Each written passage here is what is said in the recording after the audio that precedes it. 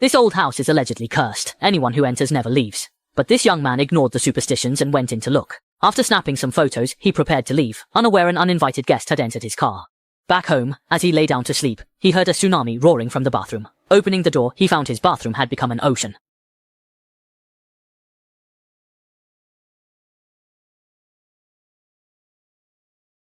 From then on, ghosts haunted him. The next day, while having dinner, his coffee was thrown down, and he saw a ghost in the mirror, but the ghost ignored him. After moving back home, he saw water flowing out. When he opened the door, the entire house had turned into water. A wave crashed in, leaving behind two characters. The man now believed in the curse. Returning to the haunted house, he found the mother and son were already waiting for him. Hey, besides them, there was also a priest who, like the others, had accidentally come to this haunted house and ended up being haunted by ghosts.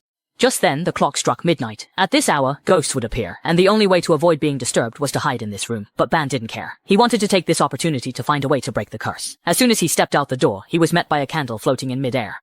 He had no choice but to turn and walk in another direction. As soon as he passed by a portrait, the figure inside moved, and right after that, the sound of a demonic blade came from behind him. Ban hurriedly pulled out his homemade ghost hunting camera. The particles sprayed by the camera landed on the ghost, and he saw the ghost raising an axe at him. Ban ran while snapping photos behind him, trying to gauge how far the ghost was, with no time to watch where he was going. As a result, he crashed into a mirror. Fortunately, the others arrived in time and scared the ghost away, saving Ban. He finally experienced the house's true power. With just a few of them, lifting the curse seemed impossible. The next day, Ban and Kent found a professor who wrote a book about it. From him, they learned the owner, Gracie, had installed security cameras in every corner. Every night at midnight, ghosts would wander everywhere. However, when the footage was enlarged, the ghosts' faces showed expressions of terror, as if they were hiding from something. Just knowing these things wasn't enough. They also needed to be able to communicate with the ghosts. To that end, the four of them immediately invited a medium to hold a seance. However, the medium insisted that they pay him in advance before performing the ritual, then left the villa. 2 hours later, he returned, loudly cursing and blaming them for not warning him the ghosts would follow. Now the ghost fighting team had another member. The group then checked old newspapers for news about the villa. Every story was about hauntings. Basically, everyone who had lived there before had died mysteriously. Their portraits hung in the villa. By chance, the group spotted a hidden room on the floor plan. They forced aside a portrait and discovered a ruined, cobwebbed seance room behind it. Ben lit the oil lamps on the walls with matches. The medium decided to start the seance immediately, aiming to contact the villa's last owner for clues.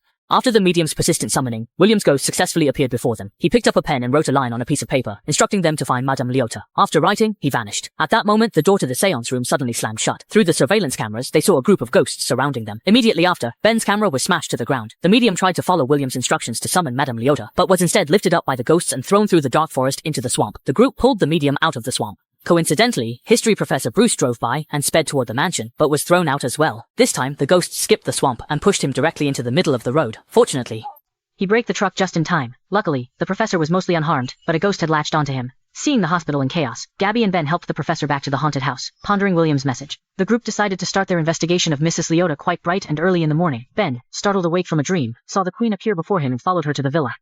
Despite countless ghostly warnings urging him to stay back, Ben stubbornly entered the house. Ghouls reached from the earth, trying to seize Ben, who ran with all his might until his wife's horrifying face appeared before him. The boy woke Ben from the nightmare. Indeed, Professor Bruce was gone. Gabby took out a flashlight and saw the candlesticks neatly moving through the hallway. Ben gathered his courage and followed, turning to see the missing Professor Bruce. He had been looking for Madame Leota.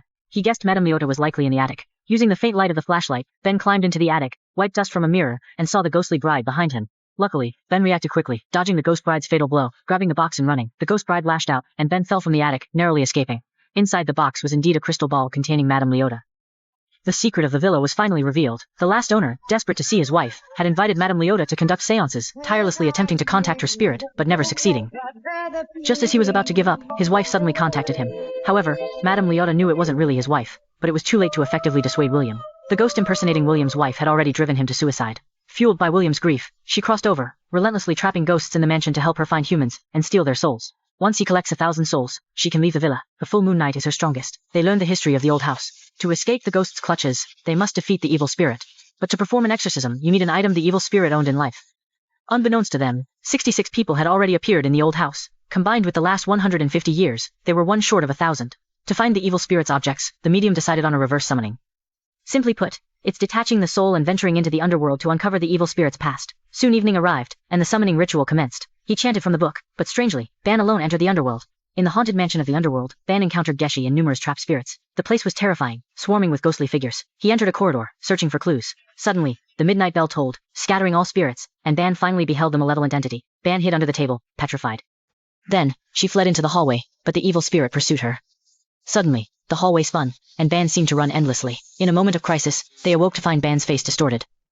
Seeing this, the woman frantically rang the bell, and the yin soldiers within the underworld, following the sound, eventually returned to their bodies. Awakened, he explained the entire ordeal.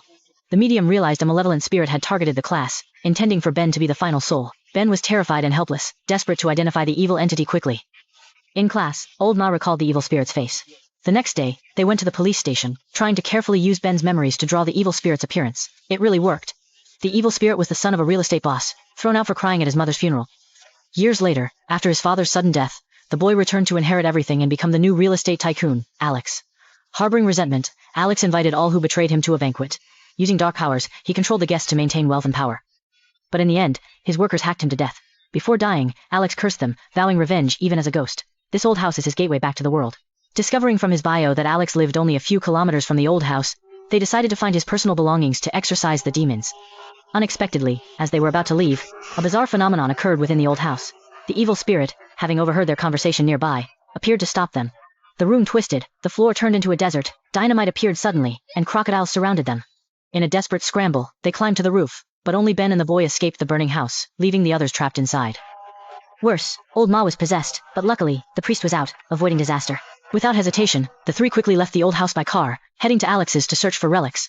They arrived at a museum, and after some twists and turns, finally found a hidden basement there. Tombstones were everywhere. The boy stumbled upon a hat, the very same one the evil spirit Alexis wore 150 years ago. With the relic, the trio rushed back to the old house. The full moon is almost here, and they must perform the exorcism at midnight. As they entered the old house, Old Ma, nearly possessed, secretly cried out. The clock chimed, transforming the mansion, revealing the evil spirit, and summoning a ghost army to capture Ben for rebirth. Soon, the entire house was in complete chaos. Everyone was immediately quarantined. While moving to the hallway, they encountered Geshi, who helped them quickly locate the boy and successfully rescue him from the trap. During their escape, they ran into the boy's mother. They rushed outside to find the evil spirit waiting. He used the mother and son as leverage, forcing Ban to become the 1000th ghost, aiding his resurrection. Meanwhile, Lao Ma got the hat, and the priest swayed the ghost army, turning them against their master at the last minute.